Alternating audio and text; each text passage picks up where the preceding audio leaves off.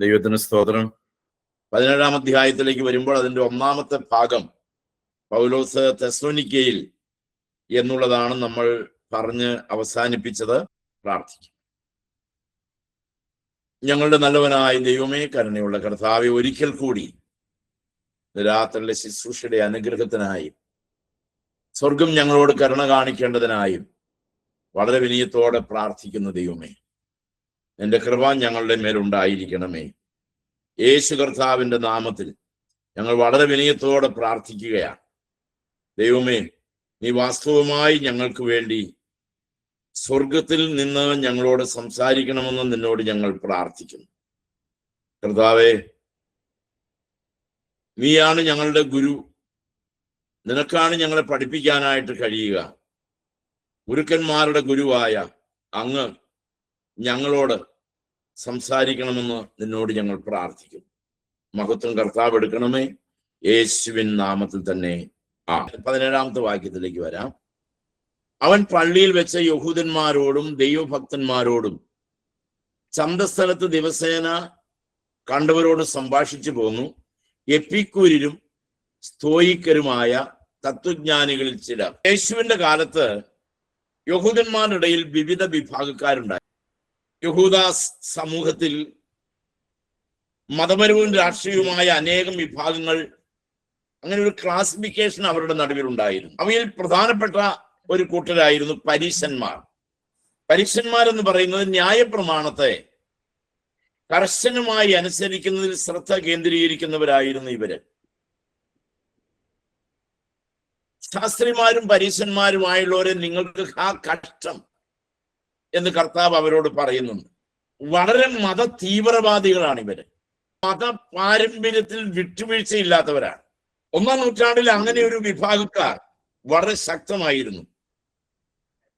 സാധാരണ ജനങ്ങൾക്കിടയിൽ ഇവർക്ക് വലിയ സ്വാധീനമായിരുന്നു. ഇവര് പറയുന്നതിനാണ് അവർ വില കൽപ്പിച്ചിരുന്നത്. അവരാണ് യഹൂദ മതത്തെ താങ്ങി നിർത്തുന്നവരെന്ന് ചിന്തിക്കുന്നവരായിരുന്നു അവര്. ന്യായപ്രമാണത്തെ കർശനമായി അനുസരിക്കുന്നതിൽ ശ്രദ്ധ കേന്ദ്രീകരിക്കുന്നതോടൊപ്പം വഴിവിട്ട കുറെ പാരമ്പര്യങ്ങളൊക്കെ അവർ അതിൻ്റെ കൂടെ വാമൊഴിയായും വരമൊഴിയായും ഒക്കെ കിട്ടിയതെല്ലാം അതിൻ്റെ കൂടെ അവർ അറ്റാച്ച് ചെയ്ത് വെച്ച് അതെല്ലാം ജനത്തിന്റെ മേൽ അടിച്ചേൽപ്പിക്കുമായിരുന്നു. സാധാരണ ജനങ്ങൾക്കിടയിൽ ഇവർക്കുള്ള സ്വാധീനം വളരെ വലുതായിരുന്നു. മരിച്ചവരുടെ ഉയർപ്പിനെയും മാലാഖമാരെയെല്ലാം ഇവർ വിശ്വസിച്ചിരുന്നു. ഇവർക്ക് മരണാനന്തര ജീവിതത്തെ കുറിച്ച് ഇവർക്കുണ്ടായിരുന്ന കാഴ്ചപ്പാട് മരിച്ചാൽ അവർക്ക് പുനരുത്ഥാനമുണ്ട് എന്ന് പരീശ സമൂഹം വിശ്വസിച്ചിരുന്നു. എന്നാൽ അങ്ങനെ അല്ല എന്ന് വിശ്വസിക്കുന്ന ഒരു സമൂഹമുണ്ട്. നമുക്ക് താഴെ കിട്ടും അവരാരാണ്.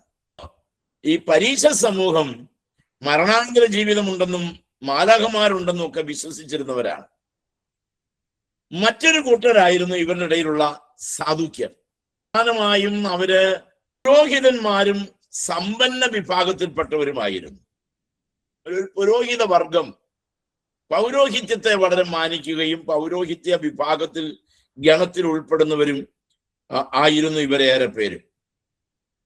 ഇവർ ദൈവാലയ ഭരണത്തിലും രാഷ്ട്രീയത്തിലും റോമൻ ഭരണാധികാരികളുമായിട്ടുള്ള ആ റിലേഷനൊക്കെ ഇവർ നന്നായിട്ട് മെയിൻറ്റെയിൻ ചെയ്തിരുന്നു. കാരണം സാമ്പത്തികമായും രാഷ്ട്രീയമായും ഇവർ വളരെ പോപ്പുലാരിറ്റി ഉള്ളവരായിരുന്നു. പിന്നെ ഇവരിൽ നിന്നായിരുന്നു അദ്ദേഹം ധാരാളം പേരും പുരോഹിത വർഗത്തിലേക്ക് വന്നുകൊണ്ടിരുന്നത്. പല കാരണങ്ങളാൽ ഇവര് വളരെ സ്വാധീനമുള്ളവരായിരുന്നു യഹൂദ സമൂഹത്തിൽ. ഇവർ ദൈവാലയത്തിലും ദൈവാലയ ഭരണ സംവിധാനങ്ങളിലും ഒക്കെ റോമൻ ഭരണകൂടത്തിലും എല്ലാം ഒത്തിരി സ്വാധീനം ഇവർക്കുണ്ടായിരുന്നു. ഇവർക്കുള്ളൊരു പ്രശ്നം എന്താണെന്ന് വെച്ച് കഴിഞ്ഞാൽ, സദൂക്യര് പരീശന്മാരിൽ നിന്ന് നേരെ വ്യത്യസ്തരാണ്. പരീശന്മാർ പുനരുത്ഥാനമുണ്ട് എന്ന് പഠിപ്പിക്കുമ്പോൾ സദൂക്യർ പഠിപ്പിച്ചിരുന്നത് പുനരുത്ഥാനം ഇല്ല എന്നാണ്. അങ്ങനെ ഒരു കോൺഫ്ലിക്റ്റ് ഉണ്ടായിരുന്നു ഇവർ തമ്മിൽ, പരീശന്മാരും സദൂക്യരും തമ്മിൽ. ഉപദേശ സംബന്ധമായ ഒരു ഭിന്നത നിലനിൽക്കുന്നുണ്ടായിരുന്നു.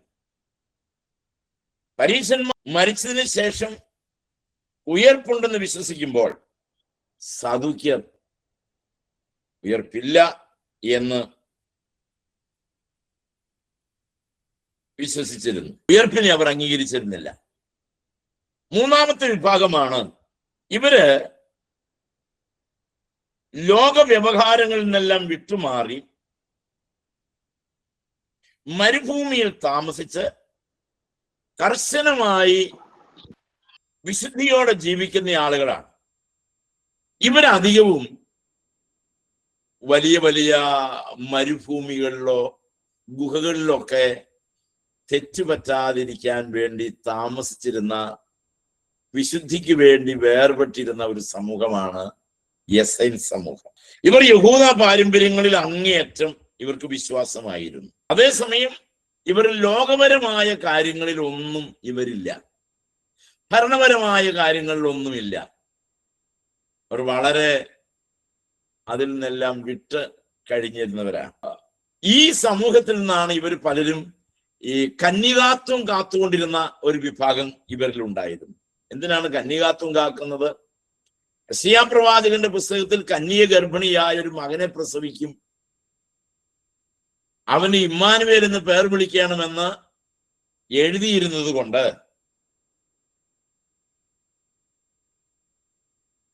ആ ഇമ്മാനുവേൽ എന്നിൽ ജനിക്കണമെന്ന് ആഗ്രഹിച്ച് ധാരാളം സ്ത്രീകൾ വിവാഹം കഴിക്കാതെ അവരുടെ കന്യകാത്വം കാത്ത് കഴിഞ്ഞിരുന്നു. ഇന്നും ഉണ്ടെന്നാണ് പറയപ്പെടുന്നത്. ഇവർ വിശുദ്ധിയോടെ ജീവിക്കാൻ ആഗ്രഹിച്ചിരുന്ന ഒരു സമൂഹമായിരുന്നു ഇവർ. മറ്റൊരു കൂട്ടരുണ്ട്, അവരുടെ പേരുകൊണ്ട് തന്നെ ആ വിഭാഗക്കാരുടെ സ്വഭാവം അറിയാം. അവരെ എരിവുകാർ എന്നാണ് വിളിച്ചു വന്നിരുന്നത്. ഇംഗ്ലീഷിൽ അതിന് സെലോട്സ് എന്നാണ് വിളിച്ചു വന്നിരുന്നത്. വിട്ടുവീഴ്ചയില്ലാത്തവരാണ്, വേണ്ടി വന്നാൽ കൈകാര്യം ചെയ്യാൻ മിടുക്കന്മാരാണ്, ന്യായപ്രമാണത്തിന് വേണ്ടി എന്തും ചെയ്യാൻ മടിയില്ലാത്ത ഒരു കൂട്ടരായിട്ടാണ് ഇവര് അറിയപ്പെട്ടിരുന്നത്. എരിവുകാരെന്നാണ് ഇവരെ വിളിച്ചു വന്നിരുന്നത്. ഇവര് റോമൻ ഭരണത്തിനെതിരെ സായുധ വിപ്ലവത്തിന് ആഹ്വാനം ചെയ്ത ഒരു തീവ്ര ദേശീയ വിഭാഗക്കാരായിരുന്നു ഇവര്. റോമൻ ഭരണകൂടത്തിനകത്ത് യഹൂദ രാജ്യം സ്ഥാപിക്കണമെന്നും റോമൻ ഭരണകൂടത്തിനകത്ത് ഒരു രാജ്യം വേണം, യഹൂദന്മാരുടെ മാത്രം രാജ്യം വേണമെന്ന്, അതിനുവേണ്ടി ഏത് മാർഗവും സ്വീകരിക്കാമെന്ന് ചിന്തിച്ചിരുന്നവരാണ് യഹൂദന്മാർ.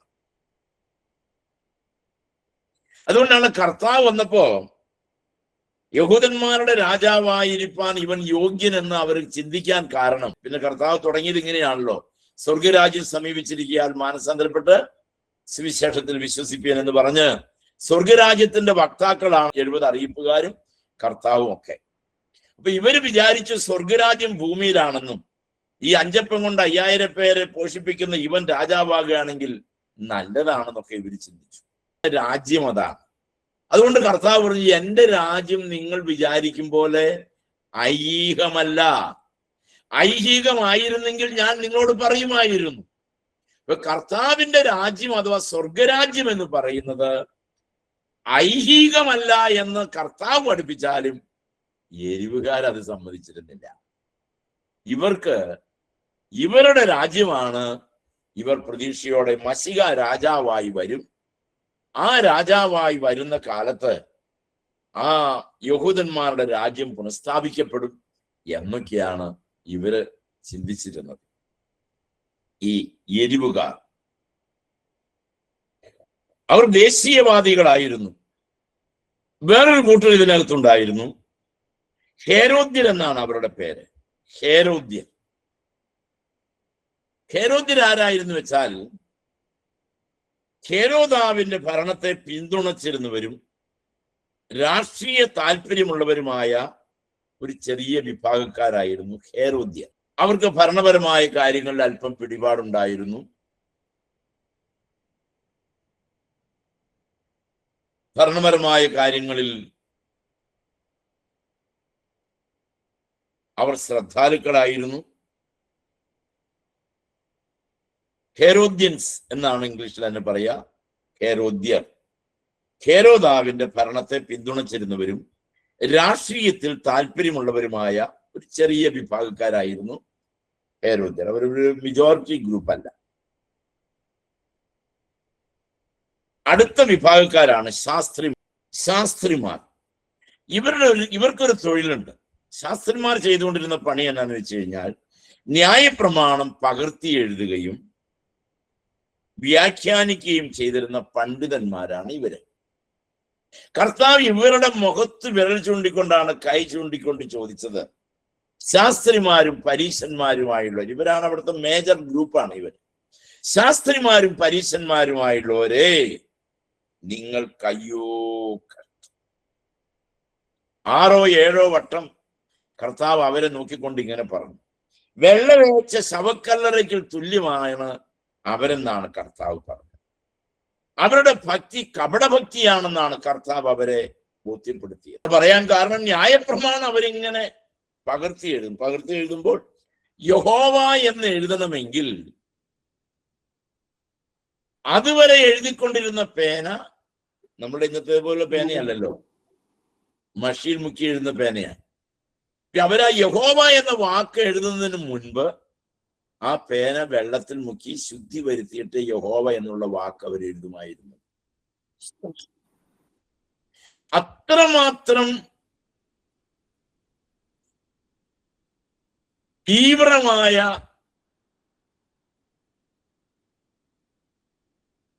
യഹോവയുമായിട്ടുള്ള ബന്ധമുണ്ടെന്ന് സ്വയം അവകാശപ്പെട്ടിരുന്നവരാണ് ഈ ശാസ്ത്രിമാർ.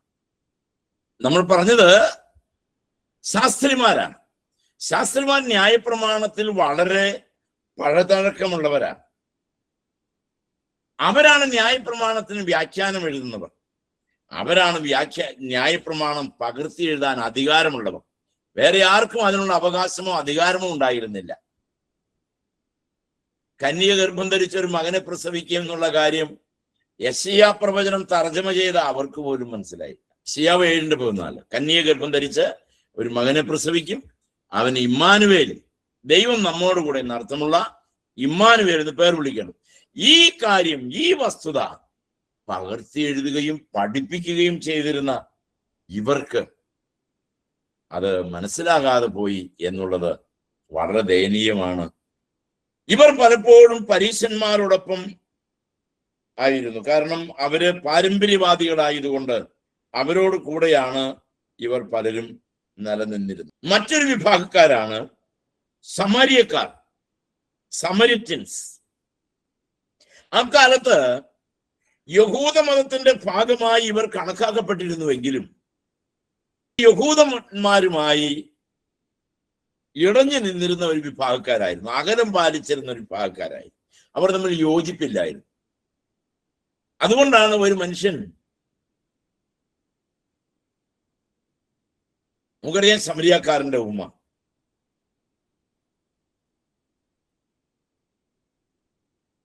മുറിവേറ്റ അവനെ ഒരു കാരണവശാലും സഹായിക്കാൻ അർഹതയില്ലാത്ത സമരിയാക്കാരൻ അവനെ സഹായിച്ചു. നമുക്ക് ആ സംഭവങ്ങൾ അറിയാൻ ഞാൻ ആവർത്തിക്കുന്നില്ല. അത് അവരുടെ ഇടയിലുള്ള ഒരു വിഭാഗക്കാരായിരുന്നു സമരിറ്റൻസ്.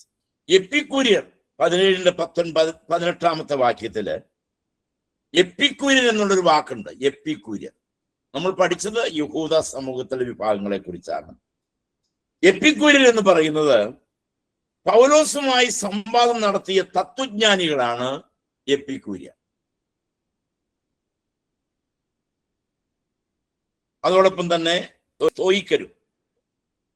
BC 341 മുതൽ 270 വരെയുള്ള കാലയളവിൽ എപ്പിക്കൂറസ് ആണ്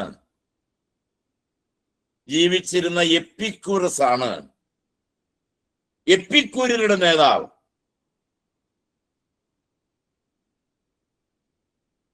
എപ്പിക്കൂറസിനെ ഫോളോ ചെയ്യുന്ന ആളുകളാണ് എപ്പിക്കൂര്യർ.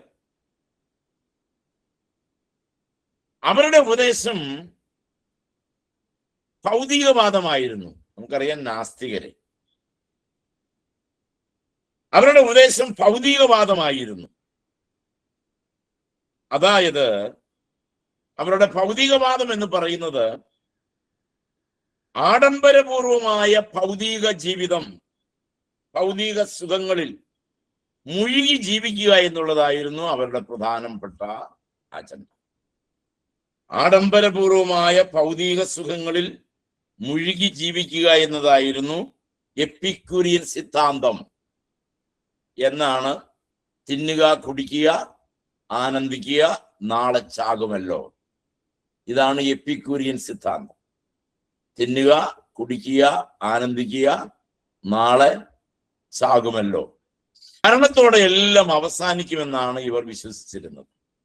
അവരാണ് എപ്പിക്യൂരിയർ.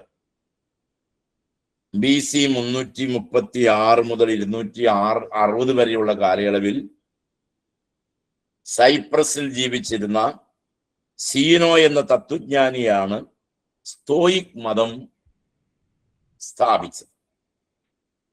അഥേനയിലെ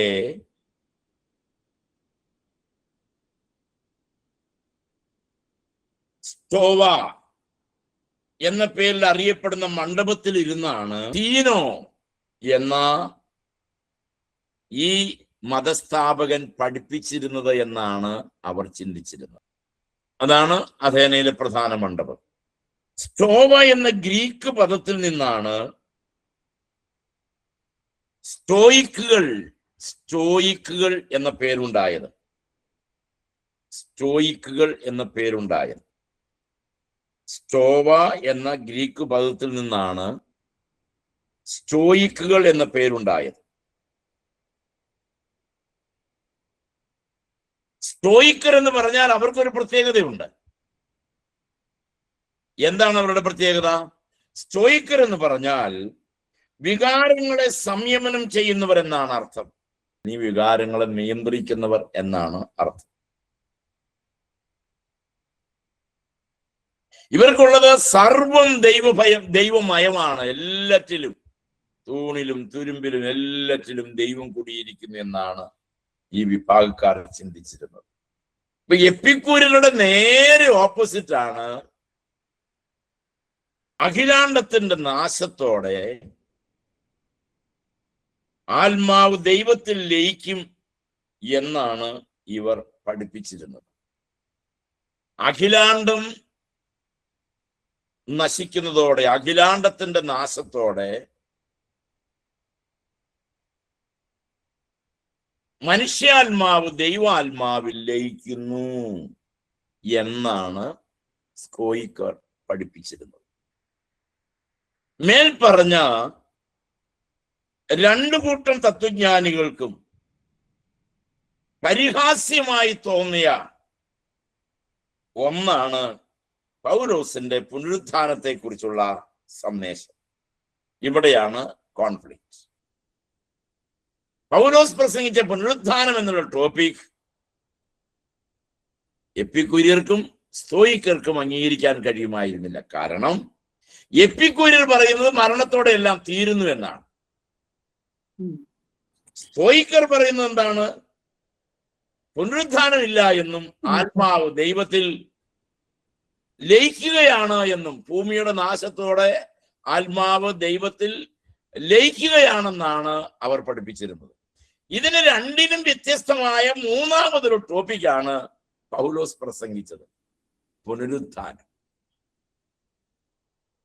അവിടുത്തെ പൗലോസിന്റെ പ്രസംഗത്തില് 3 വിഭാഗം ആളുകൾ ഉണ്ടായി. 3 ടൈപ്പിലുള്ള ആളുകൾ ഉണ്ടായി. ആ പ്രസംഗത്തിന്റെ ആഫ്റ്റർ എഫക്റ്റ് അതായിരുന്നു. നമുക്കതിന്റെ 32-ാം വാക്യം വായിക്കുമ്പോൾ നമുക്ക് കാണാം. 32-ാമത്തെ വാക്യത്തില് ചിലർ പരിഹസിച്ചു ഒരു കാര്യം. ചിലർ പരിഹസിച്ചു. ചിലർ ഇനിയും കേൾക്കാനായിട്ട് താല്പര്യപ്പെട്ടു. ആ വാക്യത്തിൽ തന്നെയുണ്ട്. ചിലർ ഇനിയും കേൾക്കാൻ താല്പര്യം പ്രകടിപ്പിച്ചു. മൂന്നാമത്തെ ഒരു കൂട്ടർ ചിലർ വിശ്വസിച്ചു. 34 വാക്യം. അപ്പൊ ചിലർ പരിഹസിച്ചു, ചിലർ ഇനിയും ആ പ്രസംഗം കേൾക്കാൻ താല്പര്യപ്പെട്ടു, ചിലർ പൗലോസിന്റെ വാക്കുകളെ വിശ്വസിച്ചു. കാര്യം ഇങ്ങനെയെല്ലാം ആണെങ്കിലും അഥേനയിൽ ഒരു സഭ രൂപീകരിക്കാനായിട്ട് പൗലോസിന് കഴിഞ്ഞില്ല എന്നതാണ് പൗലോസിനെ സങ്കടപ്പെടുത്തിയ ഒരു കാര്യം. പൗലോസ് ഏറെ വേദന അനുഭവിച്ച ഒരു സ്ഥലമായിരുന്നു അഥേന. തെസ്സലോനിക്കയില് അവിടെ പൗലോസിന് എതിർപ്പുണ്ടായി. യാസോന്റെ വീട്ടിൽ പൗലോസ് ഉണ്ടെന്ന് വിചാരിച്ച് യാസോനെ പിടിച്ചു, അവനെ തടവിലാക്കി. പിന്നെ അവർ ജാമ്യത്തിൽ വിട്ടു. പൗലോസിനെ തെസ്സലോനിക്കയിലെ തടവിൽ പൗലോസ് അകപ്പെടാതിരിക്കാൻ വേണ്ടി അവിടെ നിന്ന് 80 കിലോമീറ്റർ ദൂരെയുള്ള ബെരോവയിലേക്ക് പൗലോസിനെ അവർ കൊണ്ടുപോയി ആക്കി. അതിന്റെ ശേഷം പൗലോസ് അവിടെ നിന്നും നേരെ അഥേനയിലെത്തി. അഥേനയിൽ ഉണ്ടായ അനുഭവങ്ങളാണ് നമ്മൾ ചിന്തിച്ചതും പറഞ്ഞത്. അതിന്റെ 18 വാക്യം, എപ്പിക്കൂര്യരും സ്കോയിക്കരും ആയ തത്വജ്ഞാനികൾ ചിലർ അവനോട് വാദിച്ചു, ഈ വിടുവായൻ എന്തു പറയാൻ പോകുന്നു എന്ന് ചിലരും. അവൻ യേശുവിനെയും പുനരുദ്ധാനത്തെയും പ്രസംഗിക്കൊണ്ട് ഇവൻ ദേവതകളെ ഘോഷിക്കുന്നവന് തോന്നുന്നു എന്നും മറ്റു ചിലരും പറഞ്ഞു. ഇങ്ങനെ അവനെ പിടിച്ച് അരിയോപഗ കുന്നിന്മേൽ കൊണ്ടുചെന്നു, നീ പ്രസ്താവിക്കുന്ന ഈ നവീന ഉപദേശം ഇന്നത് എന്ന് ഞങ്ങൾക്കറിയാമോ? 19 വാക്യം, നീ ചില അപൂർവ കാര്യങ്ങളെ ഞങ്ങളുടെ ചെവിയിൽ കടത്തുന്നു, അത് എന്ത് എന്ന് അറിവാൻ ഞങ്ങൾ ആഗ്രഹിക്കുന്നു എന്ന് പറഞ്ഞു. എന്നാൽ അഥേനരൊക്കെയും അവിടെ വന്നു പാർക്കുന്ന പരദേശികളും വല്ല പുതുമയും പറയുകയോ കേൾക്കുകയോ ചെയ്യുവാനല്ലാതെ മറ്റൊന്നിനും അവസരമുള്ളവർ അല്ല. എന്ന് പറഞ്ഞാൽ ചുരുക്കത്തില് പൗലോസിന് അവിടെ കാര്യമായിട്ട് ഒരു സഭ സ്ഥാപിക്കാനോ ആ രീതിയിലൊന്നും ചെയ്യാൻ സാധിച്ചില്ല. 22 വാക്യം, പൗലോസ് അരിയോപഗ മധ്യം നിന്നുകൊണ്ട് പറഞ്ഞത്, അഥേനാ പുരുഷന്മാരെ, നിങ്ങൾ എല്ലാറ്റിലും അതിഭക്തന്മാരെന്ന് ഞാൻ കാണുന്നു. ഞാൻ ചുറ്റി നടന്ന് നിങ്ങളുടെ പൂജാസ്ഥാനങ്ങളെ നോക്കുമ്പോൾ അജ്ഞാത ദേവൻ എന്ന് എഴുതിയിട്ടുള്ള ഒരു വേദിക്കല്ല് കണ്ടു. എന്നാൽ നിങ്ങൾ അറിയാതെ പൂജിക്കുന്നത് തന്നെ ഞാൻ നിങ്ങളോട് അറിയിക്കുന്നു. ഒരു അജ്ഞാത ദേവൻ, ഇവിടെ പേരില്ല, ആ ദേവനെ കുറിച്ചാണ് ഞാൻ നിങ്ങളോട് പ്രസംഗിക്കുന്നത് കേട്ടപ്പോൾ അവർ ശ്രദ്ധിക്കാൻ തുടങ്ങി. ലോകവും അതിലുള്ളതൊക്കെയും ഉണ്ടാക്കിയ ദൈവം സ്വർഗത്തിനും ഭൂമിക്കും നാഥനാകൊണ്ട് കൈപ്പണിയായ കെട്ടിടങ്ങളിൽ വാസം ചെയ്യുന്നില്ല. ഒന്ന് ഓർത്തോളണേ ആ വാക്യം. നമ്മുടെ ദൈവം കൈപ്പണിയായ കെട്ടിടങ്ങളിൽ പാർക്കുന്നവനല്ല. നമ്മുടെ കർത്താവ് കൈപ്പണിയായ മന്ദിരങ്ങളിൽ പാർക്കുന്നവനല്ല. പിന്നെ എവിടെയാ? നമ്മുടെ കർത്താവ് നമ്മുടെ ഹൃദയത്തിൽ പാർക്കുന്നവനാണ്. കർത്താവിനെ എവിടെയെങ്കിലും കുടിയിരുത്താമെന്ന് വിചാരിക്കുന്നെങ്കിൽ നടക്കില്ല. കോടികളുടെ രൂപ മുടക്കിയ പള്ളികളിലല്ല അവൻ പാർക്കുന്നത്. കല്ലുകൊണ്ട് കൊത്തിത്തീർത്ത ഇടങ്ങളിലല്ല നമ്മുടെ കർത്താവ് പാർക്കുന്നത്. മറിച്ച് ഈ വചനം കേൾക്കുന്ന, ഈ ഡിവൈസിന്റെ മുൻപിലിരിക്കുന്ന നമ്മളിലും നമ്മെ പോലെയുള്ളവരുടെയും മാംസളമായ ഹൃദയങ്ങളിൽ പാർക്കുന്നവനാണ് നമ്മുടെ കർത്താവ്. വാ യേശുനാഥ, ഞാൻ നിനക്കായി നല്ലൊരു ഭൂമണ്ഡപം ഞാൻ എൻ്റെ ഹൃദയത്തിൽ തീർത്തോളാം. നീ വന്ന് എൻ്റെ ഹൃദയത്തിൽ കുടിയിരിക്കണമെന്നാണ് പറയുന്നത്. 24 വാക്യത്തിൽ ഞാൻ നിർത്തുകയാണേ. ലോകവും അതിലുള്ളതൊക്കെയും ഉണ്ടാക്കിയ ദൈവം അഖിലാണ്ടത്തിന്റെ ഉടയവനായ ദൈവം കൈപ്പണിയായതിൽ ഒതുങ്ങില്ല. കൈപ്പണിയായതിൽ ഒതുങ്ങില്ല. ദൈവം വാരിപ്പിടിച്ച ഈ മന്ദിരത്തിനകത്ത്, ഈ മൺകൂടാരത്തിനകത്തെ ദൈവം ഒതുങ്ങും. ദൈവം ഒതുങ്ങും. Praise the Lord. എന്റെ ഹൃദയാന്തർഭാഗത്ത് എന്റെ കർത്താവ് പാർക്കുന്നു എന്ന് നമുക്ക് വിശ്വസിക്കാം. കൈപ്പണിയായ കെട്ടിടങ്ങളിൽ വാസം ചെയ്യുന്നില്ല. അഥേനയിലെ വിഗ്രഹങ്ങൾ നിറഞ്ഞ സ്ഥാനത്ത്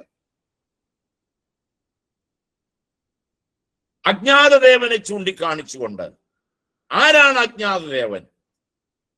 അജ്ഞാതദേവൻ കൈപ്പണിയായി നിർമ്മിക്കുന്നിടത്തല്ല, നമ്മളുടെ ഹൃദയത്തിലാണ് പാർക്കുന്നതെന്ന് പൗലോസ് സമർത്ഥിച്ചു. അതൊരു പുതിയ കണ്ടെത്തലായിരുന്നു. ഈ മന്ദിരം പൊളിപ്പീൻ എന്ന് പറഞ്ഞ ഉടനെ കർത്താവിനെ ശിക്ഷിക്കാൻ കച്ചകെട്ടിയിറങ്ങിയ യെരുശലേം ദൈവാലയത്തിന്റെ അധികാരികളെ പോലെ അതെല്ലാം ദൈവനിഷേധമെന്ന് ചിന്തിച്ചിരുന്ന അവര് ഇവിടെ അഥേനാവാസികൾ അവരോടെല്ലാം പച്ചനെ വിളിച്ചു പറഞ്ഞു, ഹൃദയത്തിൽ പാർക്കുന്ന ഒരു കർത്താവ്. ഇതന്നെ ഇന്ന് നമ്മളിൽ പലർക്കും സ്തുതിക്കുന്ന രുചിക്കുന്ന ഒരു കാര്യമല്ല. 20 കോടി 40 കോടി 400 കോടിയൊക്കെ മുടക്കി പണിയുന്ന പള്ളിക്കകത്തല്ല ദൈവം പാർക്കുന്നത്, നമ്മുടെ ഹൃദയത്തിനകത്താണ് ദൈവം പാർക്കുന്നത്. കേൾക്കുമ്പോൾ കാലിളകുന്ന ആളുകളെ നമ്മൾ കണ്ടിട്ടുണ്ടാകും. ആർക്ക് കാലിളകിയാലും ദൈവവചനം വളരെ അച്ചട്ടായിട്ട് പറയുന്നു, നമ്മുടെ കർത്താവ് പാർക്കുന്നത് കൈപ്പണിയായതിലല്ല, നമ്മുടെ ഹൃദയത്തിലാണ് കർത്താവ് പാർക്കുന്നത്. എന്റെ ഹൃദയത്തിൽ എന്റെ കർത്താവിന് പാർക്കാൻ ഇടമുണ്ടോ എന്ന് മാത്രം നോക്കിയാൽ മതി. നമുക്ക് പ്രാർത്ഥിക്കാം. കണ്ണുകളാണ്. സർവശക്തനായ ഞങ്ങളുടെ ദൈവമേ, കരുണയുള്ള ഞങ്ങളുടെ കർത്താവ്, ഞങ്ങളുടെ ഈ കൊച്ചു ഹൃദയത്തിൽ അണ്ടകടാഹത്തിന്റെ മുഴുവൻ ഉടമസ്ഥനായ നിനക്ക് പാർക്കാൻ നല്ലൊരു പൂമണ്ഡപം ഒരുക്കി. കഴിഞ്ഞ കാലങ്ങളിൽ നിനക്ക് വേണ്ടി കാത്തിരുന്നത് ഞങ്ങൾ ഓർത്ത് സ്തോത്രം ചെയ്യുകയാണ്. ഞങ്ങളുടെ യോഗ്യതയൊന്നും ആയിരുന്നില്ല, നീ ഞങ്ങളുടെ ഹൃദയത്തിൽ പാർക്കാൻ ഇഷ്ടപ്പെട്ട ഹൃദയത്തിന്റെ വാതിൽക്കൽ വന്ന് മുട്ടി മുട്ടി മുട്ടി മുട്ടി വിളിച്ചു. ആരെങ്കിലും എന്റെ ശബ്ദം കേട്ട് വാതിൽ തുറന്നു, ഞാൻ അവനോടും അവൻ എന്നോടും കൂടെ അത്താഴം കഴിക്കുമെന്ന് പറഞ്ഞു. അങ്ങയുടെ മുട്ടലിന്റെ സ്വരം കേട്ട ദൈവമക്കൾ ഇതിനകത്ത് ഇരിപ്പുണ്ടെങ്കിൽ സ്വരമുയർത്തി കർത്താവിനെ സ്തുതിക്കാം. എന്നാലും നീ ഞങ്ങളുടെ ഹൃദയത്തിൽ വന്നല്ലോ, അങ്ങ് ഞങ്ങളുടെ ഹൃദയത്തിൽ പാർക്കുന്നല്ലോ. നിന്നോടുകൂടി ജീവിപ്പാൻ ഞങ്ങളെ അവിടുന്ന് സഹായിക്കും. കർത്താവേ, നിനക്കൊത്തിരി നന്ദി. ദൈവമേ, നിനക്കൊത്തിരി നന്ദി. കർത്താവേ, നിനക്കൊത്തിരി നന്ദി. നിന്റെ പൊന്നു പാദപീഠത്തിൽ വളരെ വിനയത്തോടെ ഞങ്ങളിതാ സമർപ്പിക്കും. നീ ക്ലാസ്സിൽ പങ്കെടുത്ത എല്ലാ ദൈവമക്കൾക്കായിട്ട് സ്തോത്രം. യേശു കർത്താവിന്റെ നാമത്തിൽ വളരെ വിനയത്തോടെ സമർപ്പിക്കുക. അവിടുന്ന് കൃപയോടെ കേൾക്കുമാറാകണമേ.